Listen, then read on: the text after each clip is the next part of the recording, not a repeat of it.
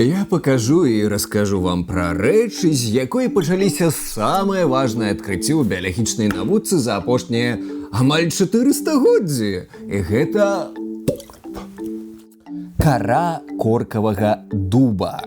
І не, гэта не таму, што навукоўцы любяць выпіць.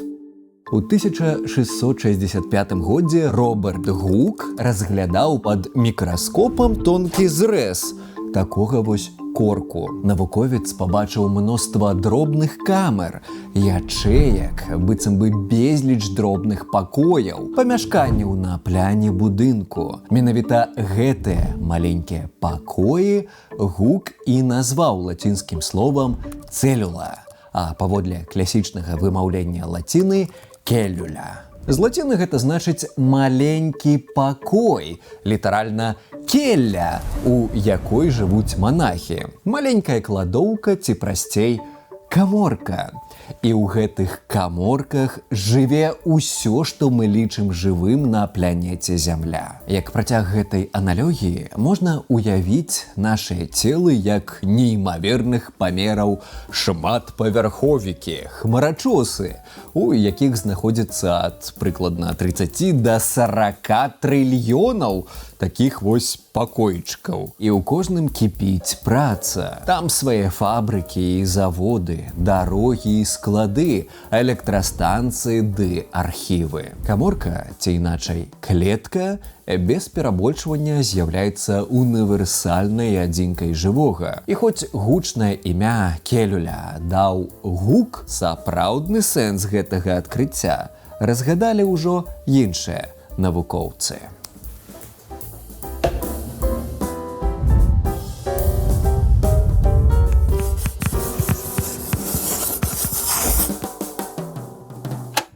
Сябры, мне неймаверна сумна абвяшчаць гэта, але буду з вамі шчырым. Праект блогія пра біялогію можа хутка закрыцца без фінансавання. За кожным такім відэа стаіць больш за 120 гадзін неаплатнай працы. Мы не маем вялікіх фундатараў, таму вы нашыя адзіныя інвестары. Калі вы хочаце, каб сучасны навукпок і асвета гучалі па-беларуску, існавалі насуперак усяму, падтрымайце нас на Patreon ці праз спонсарства тут на YouTube. Спасылкі будуць у апісанні. Толькі дзякуючы вам гэты праект зможа жыць далей. А цяпер павяртаемся да тэмы. Насамрэч, тое, што пабачыў Гук, было толькі сценкамі мёртвых раслінных каморак. І доўгі час лічылася, што менавіта гэтыя сценкі з'яўляюцца жывымі ў амаль пустой каморцы. Спатрэбілася крыху больш за 1,5 стагоддзі тэхналагічнага развіцця мікраскопаў, каб мы дазналіся пра тое, што насамрэч галоўныя падзеі адбываюцца ў сярэдзіне, а не звонку каморкі. У 1838 годзе батанік Матыяс Шлейден паказаў, што органы раслін складаюцца менавіта з каморак, клетак, і што ядро грае нейкую важную ролю. Праз год іншы навуковец, ужо заолях, Теодор Шван, распаўсюдзіў гэты прынцып будовы і на жывёл. У 1839 годзе Шван апублікаваў кнігу, у якой упершыню выказваў думку, што і жывёлы, і расліны складаюцца з вельмі падобных блёкаў. Ужо ў 1855 немец Рудольф Вірхаў дадаў новы пастулят. Усякая каморка ад каморкі, клетка ад клеткі, omnis cellula e cellula. Новыя клеткі ўзнікаюць праз дзяленне ўжо існых. Каморка з'яўляецца з іншай каморкі. Калі сцісла, то сучасная клеткавая тэорыя складаецца з 4 пунктаў. Першае. Каморка – гэта элементарная структурна-функцыянальная адзінка жывога. Другі. Каморкі ўсіх арганізмаў падобныя па сваёй будове і асноўным працэсам. Трэцяе.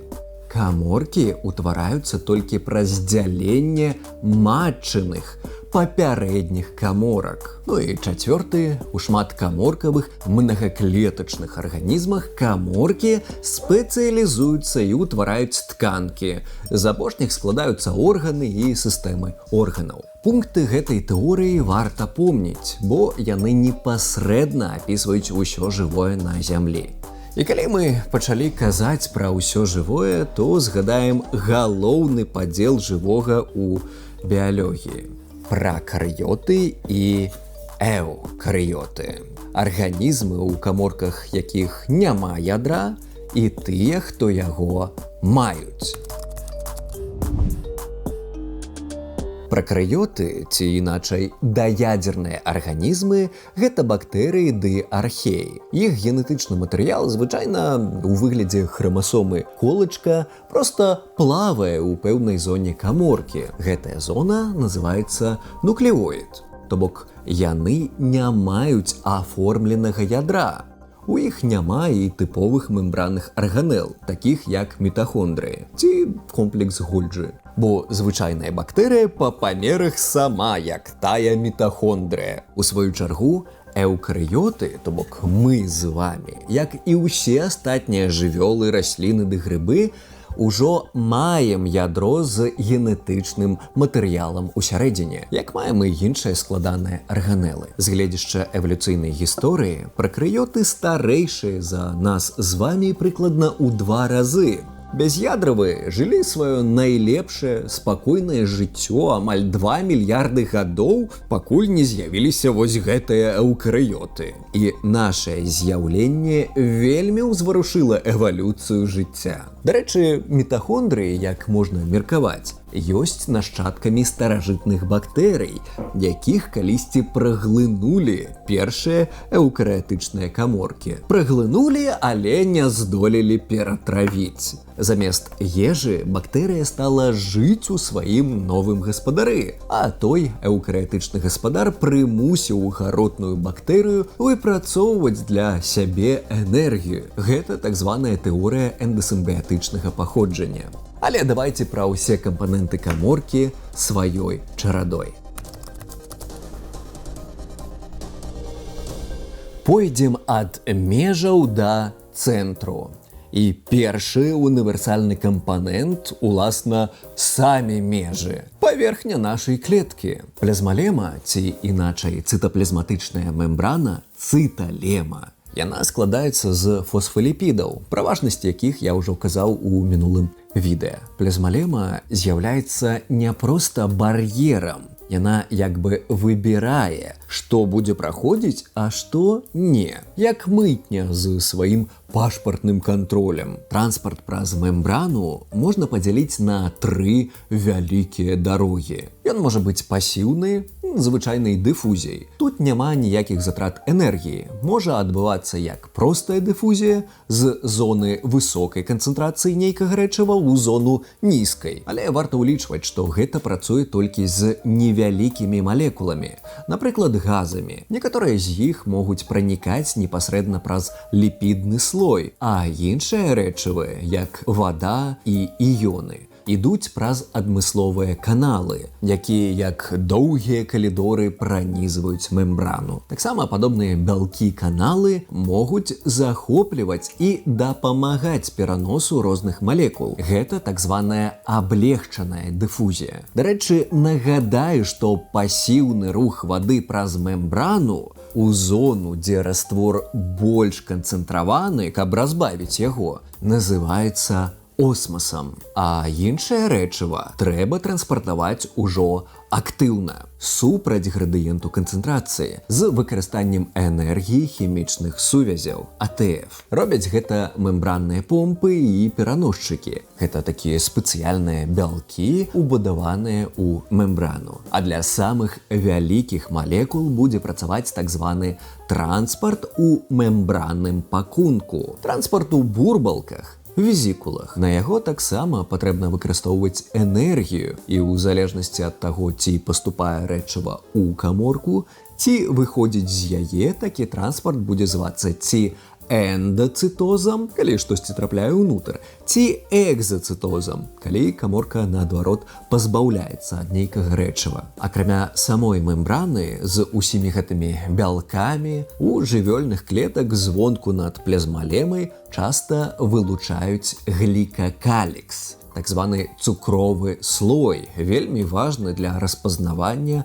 і кантактаў клетак. А вось у раслін, грыбоў і большасці бактэрый над мембранай ёсць клетачная каморкавая сценка.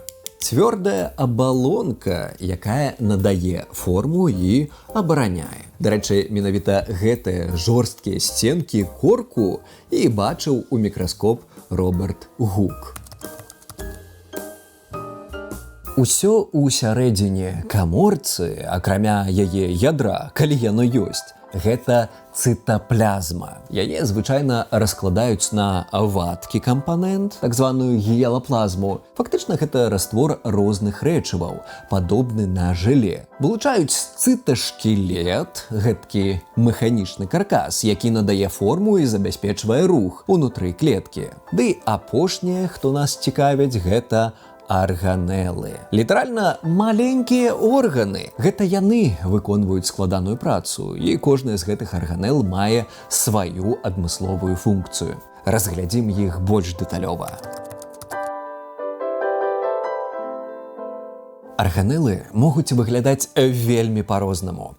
Але агулам іх можна класіфікаваць па асаблівасцям іх мембраны і функцыям. Частка з арганел наогул не мае уласнай мембраны. Гэта, напрыклад, рыбасомы, яны адказныя за сінтэзаванне бялку. Ёсць як у пракарыётаў, так і ў нас з вамі. Але ў пракарыётаў яны меншыя па памерам. Гэта элементы цыташкілету, такія бялковыя мікратрубачкі і мікрафіламенты, якія пераносяць рэчыва і арганоіды па каморцы, як дарогі і рэйкі. Ну і гэта так званыя цэнтрыёлі ў клеткавым цэнтры. Там фармуюцца мікратрубачкі і мікрафіламенты, а таксама гэты цэнтр неабходны для дзялення нашых каморак. Але ў большасці вышэйшых раслін такога цэнтру няма. Іншыя арганелы маюць толькі адну мембрану. Да іх належыць эндаплазматычная сетка, ЭПС. Гэткі лабірынт з цыстэрнаў і каналаў. Мае як шурпатую, так і гладкую часткі. Шурпатая так завецца, бо на ёй сядзяць шматлікія рыбасомы, што няспынна сінтэзуюць бялкі. У гладкай ЭПС нейтралізуюцца шкодныя рэчывы ды сінтэзуюцца ліпіды, як і іншыя рэчывы, патрэбныя каморцы. А потым сінтэзаваныя малекулы з невялічкімі бурбалкамі трапляюць у наступную арганелу – комплекс Гольджы. Сам комплекс ці апарат Гольджы таксама складаецца з мембранных цыстэрнаў. Тут рэчывы як бы даспяваюць. Малекулы праходзяць біяхімічныя пераўтварэнні, прымаюць канчатковую форму. Пры канцы гатовыя прадукты рэакцый выводзяцца з комплексу ў такіх бурбалках, везікулах. Рэчывы размяркоўваюцца па каморцы, а некаторыя з іх нават выходзяць за яе межы. Гэта і той экзацытоз. Таксама некаторыя з гэтых бурбалак удзельнічаюць у стварэнні іншых арганел – вакуоляў ды лізасом. Лізасомы – гэта такія мембранныя бурбалкі, у сярэдзіне якіх знаходзяцца адмысловыя ферменты, якія могуць расшчапляць, разбураць вялікія малекулы ды смецця. Ну і вакуолі – гэта мембранныя рэзервуары, у сярэдзіне якіх знаходзіцца вадкасць. Гэты сок у сярэдзіне можа змяшчаць і запасныя рэчыва, і пігменты, і прадукты абмену рэчываў, карацей, функцый зашмат. У раслінных каморак вакуолі звычайна зліваюцца і ўтвараюць адну буйную вакуолю, якая падтрымлівае неабходны расліннай каморцы ціск, так званы тургар. Карацей, аднамембранныя арганелы забяспечваюць лагістыку і сервіс, упакоўка, перапрацоўка, транспарт і захаванне. Ну і апошнія арганелы самыя складаныя з дзвюма мембранамі. Найперш мы згадваем мітахондрыі ды у раслін плястыды. Абодва гэтыя арганоіды маюць сваю уласную генетычную інфармацыю, запісаную ў малекулах ДНК. А таксама свае рыбасомы, якія адрозніваюцца ад рыбасом цытаплазмы, што, дарэчы, з'яўляецца адным з доказаў іх бактэрыяльнага паходжання. Мітахондрыі – гэта энергетычныя станцыі каморкі. Яны акісляюць з дапамогай кіслароду арганічныя рэчывы да неарганічных, то бок яны адказныя за дыханне. Вынік гэтага акіслення – энергія, якая канверсуецца ў энергію хімічных сувязяў у молекуле АТФ. Вонкавая мембрана мітахондрыі гладкая, не ўтварае складак, а вось тая, што ўсярэдзіне, фармуе безліч так званых крыст. Гэта трэба, каб павялічыць плошчу актыўнай паверхні. А вось плястыды – гэта арганоіды, уласцівыя каморкам арганізмаў з фотасінтэзам. Самае славутае з гэтых арганел – гэта, вядома, хлерапласты. Уласна, яны і адказныя за фотасінтэз эўкарыятычных арганізмаў. У сваю чаргу іншыя плястыды – лейкаплясты ды храмаплясты – могуць дапамагаць назапашваць розныя пажыўныя рэчывы і змяняць афарбоўку расліны. Ну і апошняя арганела з дзвюма мембранамі – галоўная візітоўка ўсіх эўкарыётаў – ядро. Так, у сучаснай біялогіі яго разглядаюць як адну з арганел, хоць і не ўключаюць у састаў цытаплазмы. Бо гэта самая буйная, самая галоўная і самая прыкметная арганела ўсіх эўкарыятычных каморак. Разглядзім ядро крыху бліжэй. Ядро – гэта цэнтр кіравання. Там змяшчаецца асноўная спадчынная інфармацыя. І ідзе кантроль за тым, якія бялкі будуць пускацца ў вытворчасць. У большасці нашых каморак знаходзіцца толькі адно ядро, але ёсць і выняткі. Напрыклад, нашыя шкілетныя цягліцы змяшчаюць шмат ядраў, бо ўтвараюцца зліццём каморак, адна з адной. Больш за тое, калі вы мацуецеся, вы павялічваеце колькасць гэтых ядраў у цягліцах. Аднак у нас з вамі ёсць і каморкі зусім без ядраў – эрытрацыты. Яны губляюць ядро, калі становяцца дарослымі, каб прасцей было пераносіць кісларод па целу. У ядрах знаходзяцца тыя самыя нуклейныя кіслі, якія змяшчаюць 99,9% генетычнай інфармацыі арганізма. Рэшта – гэта ДНК мітахондрый. Так, іх таксама трэба ўлічваць. Ядро, як і іншыя падобныя арганелы, змяшчае вонкавую і ўнутраныя мембраны. Вонкавая спалучаецца з ЭПС, якую мы ўжо разглядзелі. Ядзерная абалонка таксама мае свае поры, адтуліны, праз якія адбываюцца кантакты з цытаплазмай каморкі. З ядра выходзяць розныя віды РНК. Гэта неабходна для сінтэзу бялку. А ў ядро заходзяць бялкі, нуклеатыды, АТФ, іёны, карацей, усё, што трэба для працы. Таксама ядро мае свой сок, вельмі падобны на гелаплазму, так званая карыяплазма. А ў тым соку боўтаецца храматын. Фактычна гэта ДНК плюс бялкі. Ды прынамсі адно маленькае ядзерка. Месца, дзе збіраюцца кампаненты рыбасом. Але адно але. Так выглядае толькі спакойная каморка, якая не збіраецца размнажацца. Падчас дзялення у ядры пачынаюцца сур'ёзныя змены, але пра іх іншым разам.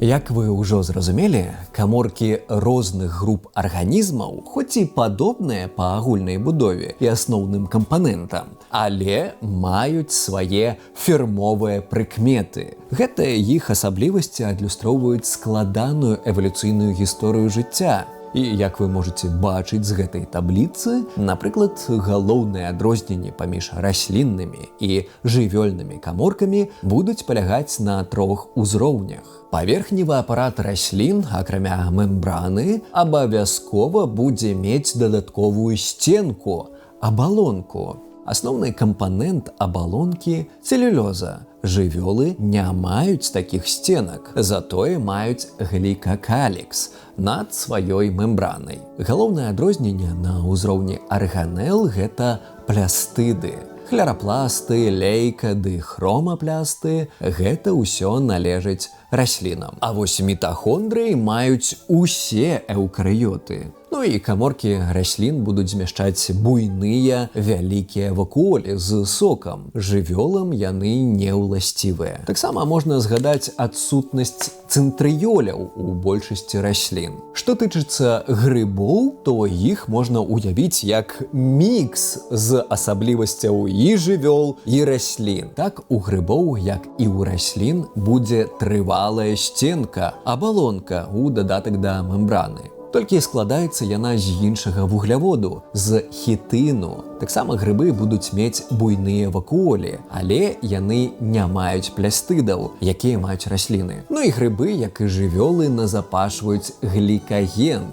як вуглявод рэзерваў. У раслін гэта будзе крухмал. Згадваем дослед з бульбай. Як бачым, нават эўкарыёты даволі разнастайныя. Таму каморкі пракарыётаў і эўкарыётаў будуць адрознівацца яшчэ больш. Найперш памеры. Тыповая бактэрыя будзе меншая за сярэднюю эўкарыятычную каморку ў дзясяткі разоў.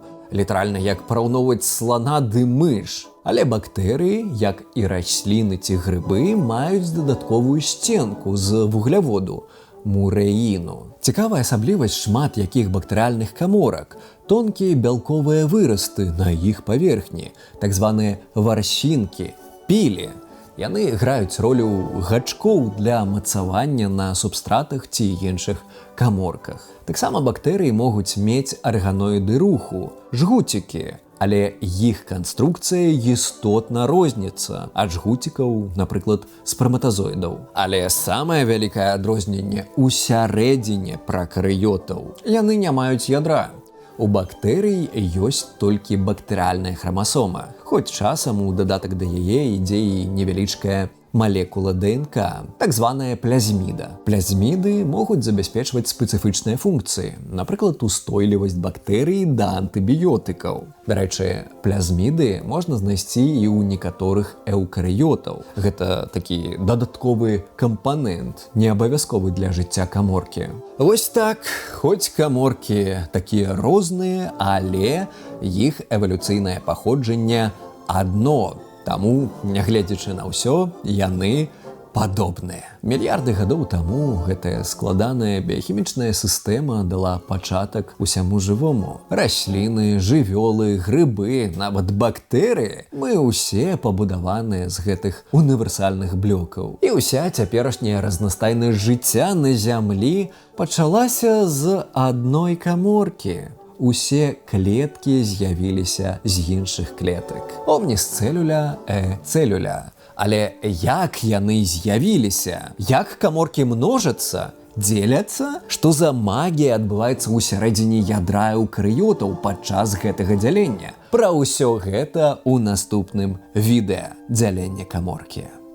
Дзякуй за прагляд. Тэма каморкі, клеткі, без перабольшвання адна з самых фундаментальных у біялогіі. І менавіта з гэтай нагоды цыталогія, то бок каморкавая біялогія, заўсёды была маёй улюбёнай біялагічнай дысцыплінай. Як і мінулага разу, матэрыялы з гэтага відэа, як, напрыклад, табліцы з параўнаннем розных тыпаў каморак, вы зможаце знайсці ў апісанні. Гэта ўжо 5-й відэаролік курсу па агульнай біялогіі, і ўся наша каманда вельмі радая, што мы ствараем такую цікавую і карысную рэч. Таксама існаванне ўсяго гэтага каналу было б немагчымым без падтрымцы людзей на Patreon. Дзякуй усім, хто з'яўляецца часткай нашай прабіялагічнай суполкі. І неўзабаве пабачымся.